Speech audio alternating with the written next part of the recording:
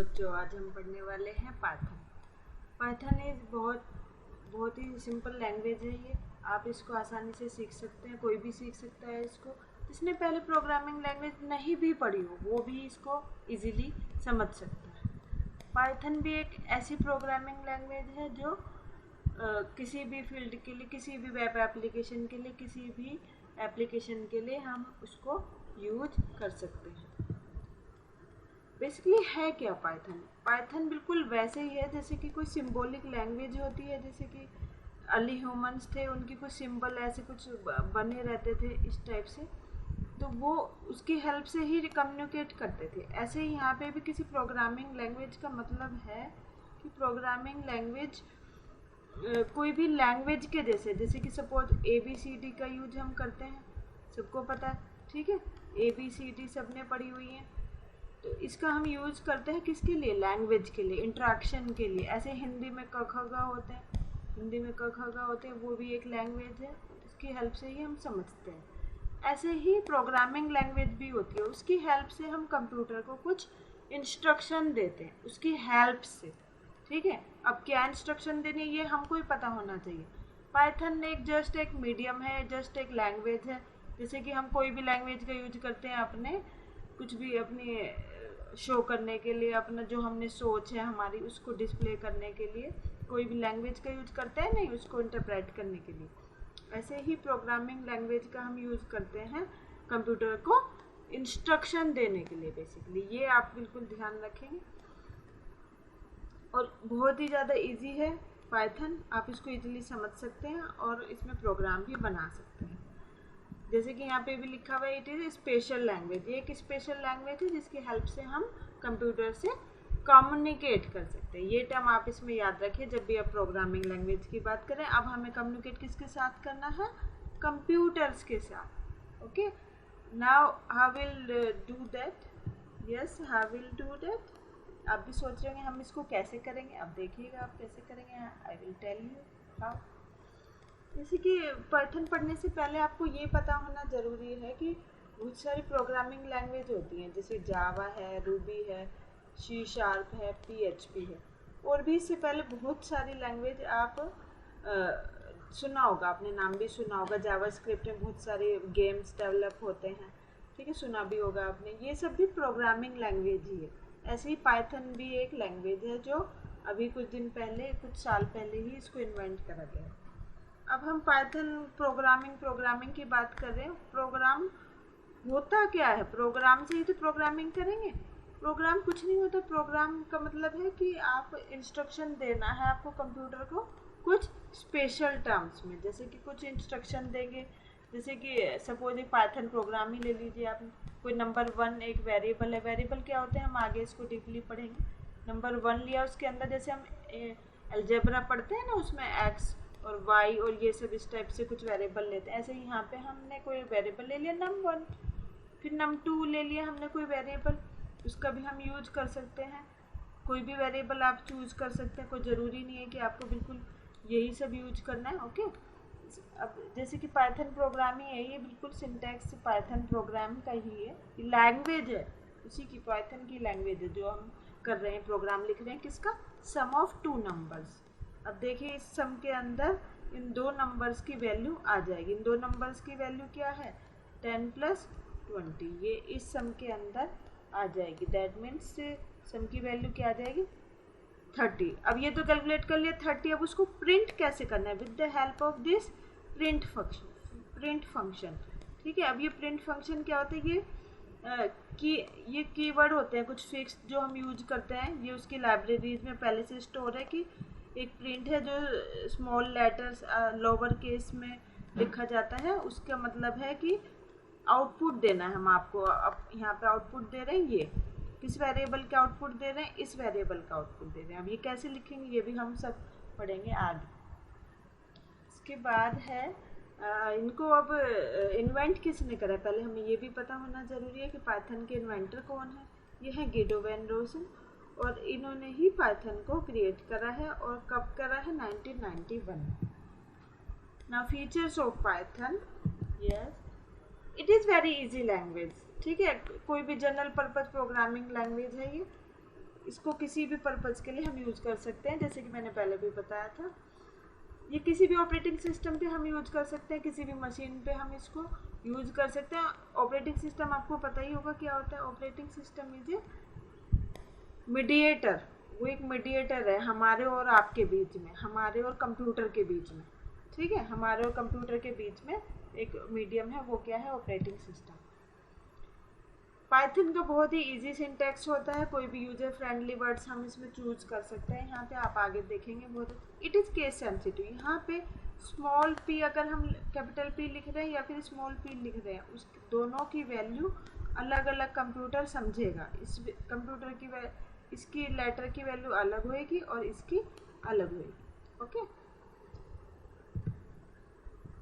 It is interpreted language. Interpreted का मतलब है यहाँ पे जो भी इंटरप्रेटर हम यूज करते हैं इसको इंटरप्रेट करने के लिए, तो इसमें लाइन बाय लाइन, जैसे कि यहाँ पे ये लाइन को इंटरप्रेट करा, ये लाइन को इंटरप्रेट करा, ऐसे ही इसमें बेसिकली इंटरप्रेट कर करके हम इसको एग्जीक्यूट करते हैं प्रोग्राम को पाइथन।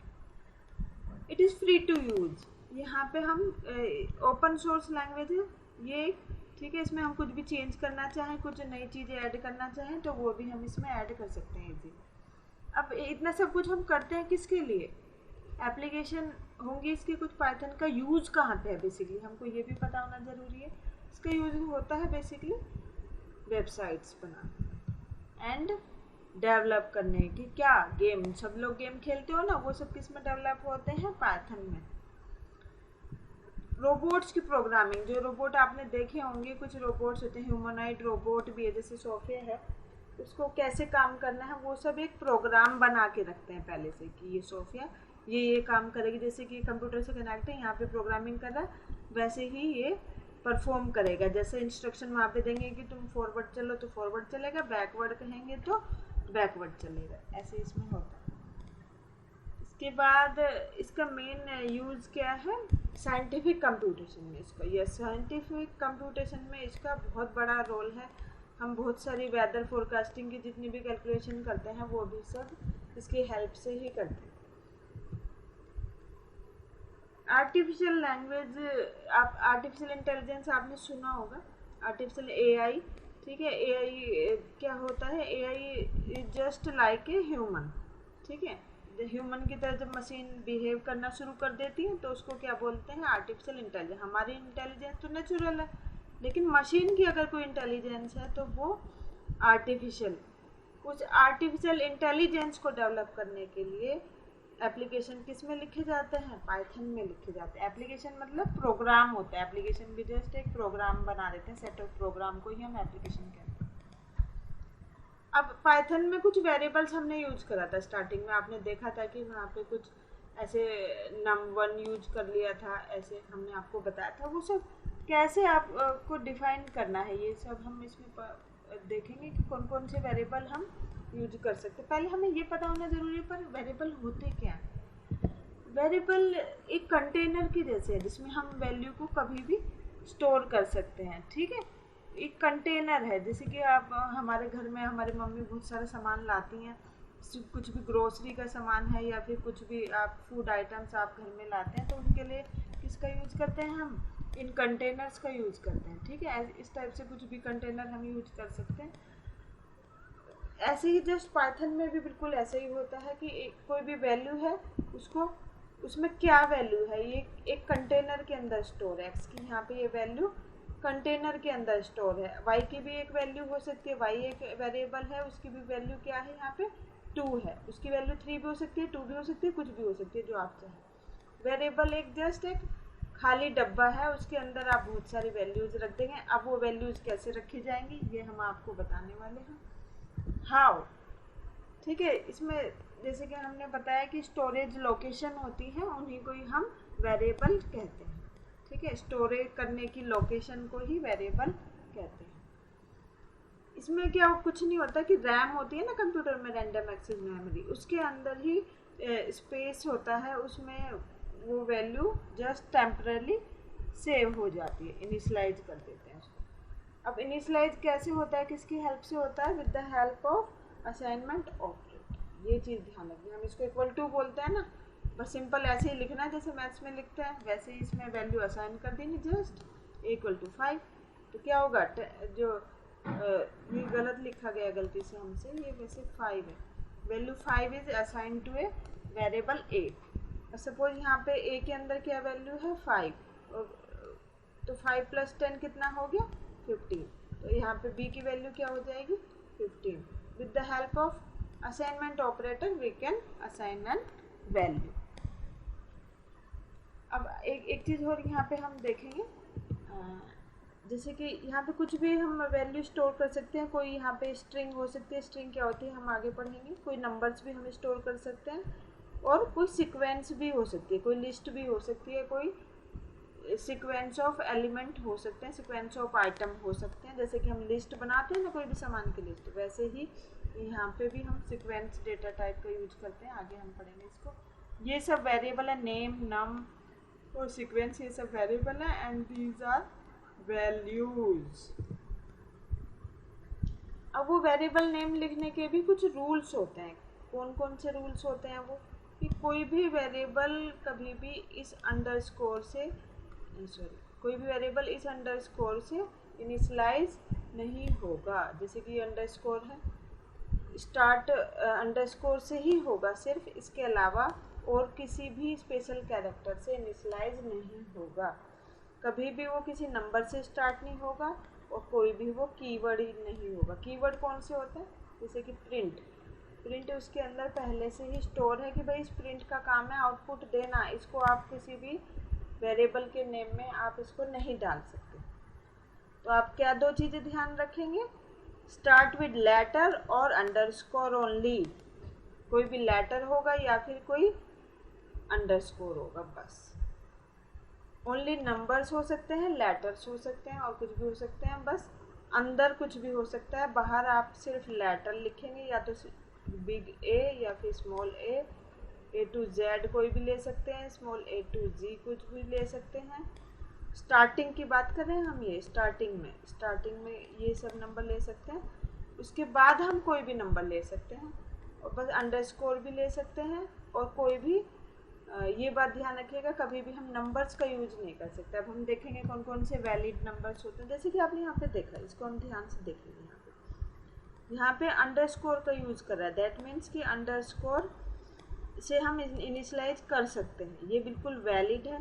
और अगर हम और किसी स्पेशल कैरेक्टर का यूज करते हैं, जैसे हम एस्ट्रिक का यूज करते हैं, स्पेशल कैरेक्टर होते हैं ना, एस्ट्रिक होता है, डॉलर साइन होता है ये, और परसेंट का साइन होता है, और भी बहुत सारे साइन होते हैं, वो सब स्पेशल कैरेक्टर होते हैं। कीबोर्ड पे देखना जहाँ पे 1 2 3 4 बना होता है ना, उन्हीं को, जिनको हम शिफ्ट के साथ यूज करते हैं। ऐसे स्टूडेंट आईडी होती है, जैसे स्टूडेंट आईडी में हमने यहाँ पे अंडरस्कोर का यूज करा, वो हम यूज कर सकते हैं। ठीक है, स्टूडेंट कोई भी ले लिया हमने, यहाँ पे स्टूडेंट के अलावा जो आपका नाम है आप वो ले सकते हो, उस पर चाहे वो अपर केस में हो चाहे वो स्मॉल केस में हो, आप कुछ भी आप उसको ले सकते हो। पर ये इनवैलिड हो जाएगा, स्पेशल कैरेक्टर को हम ऐसे यूज नहीं कर सकते। हम बाद में भी नहीं यूज करेंगे, बीच में भी नहीं यूज करेंगे, उसको हम यूज ही नहीं करेंगे कभी भी वेरिएबल के। अब जैसे कि किसी के हम डेटा टाइप्स के बारे में पढ़ें। डेटा टाइप्स होता क्या है, जैसे कि सपोज कोई पर्सनल इन्फॉर्मेशन है किसी की भी, आप सपोज आपकी कोई पर्सनल इन्फॉर्मेशन है, आप उसमें सबसे पहले क्या लेंगे, नेम लेंगे। नेम जैसे कि कोई नेम है अभी का, ये क्या है, एक स्ट्रिंग है। उसके पास बर्थडे है, बर्थडे क्या होगी, कोई डेट होगी। ठीक है, इसका फॉर्मेट अलग अलग है। एज है, वो एक नंबर होगा, न्यूमेरिक फॉर्म होएगी। फ़ोन नंबर भी एक न्यूमेरिक फॉर्म होएगी। और एड्रेस क्या होगा, अल्फा न्यूमेरिक होगा, उसमें कुछ कोमास एंड हाइफन ये सब का हम यूज़ करेंगे। तो इनके लिए हम डिफरेंट डेटा टाइप्स यूज कर सकते हैं। ऐसा नहीं है कि कोई भी डेटा टाइप के अंदर हम वो वैल्यू स्टोर कर देंगे। पर पाइथन में एक खास बात क्या है, जो भी आप किसी वेरिएबल की कोई भी वैल्यू आप स्टोर करोगे, सपोज आपने अभी का यूज करा, ऑटोमेटिकली वो उसको अपने आप ही बता देगा कि ए का टाइप क्या है, एक स्ट्रिंग टाइप का है। ठीक है, एक स्ट्रिंग टाइप का है। अगर आपने ए के अंदर सपोज 2 वैल्यू डाली, तो वो अपने आप ही बता देगा कि ए एक क्या है, न्यूमेरिक टाइप का है। न्यूमेरिक का मतलब क्या हो गया, नंबर। अब यहाँ पे अगर हमने सपोज कुछ लिया, बी इक्वल टू कोई सिक्वेंस लिया है, सपोज सिक्वेंस हो सकता है जैसे कि पोटैटो हो गया, पोटैटो या फिर एग्स हो गए, कुछ भी ऐसे सीक्वेंस भी हम इसमें ले सकते हैं। ये सब क्या होते हैं, डेटा टाइप्स होते हैं। इनको हम डेप्थ में पढ़ेंगे इस वीडियो के नेक्स्ट वीडियो में। अगर आपको मेरा वीडियो अच्छा लगा तो आप इसको प्लीज़ लाइक करें और मुझे कमेंट भी में भी लिखें कि मुझे क्या इम्प्रूवमेंट करना चाहिए। Thank you to all.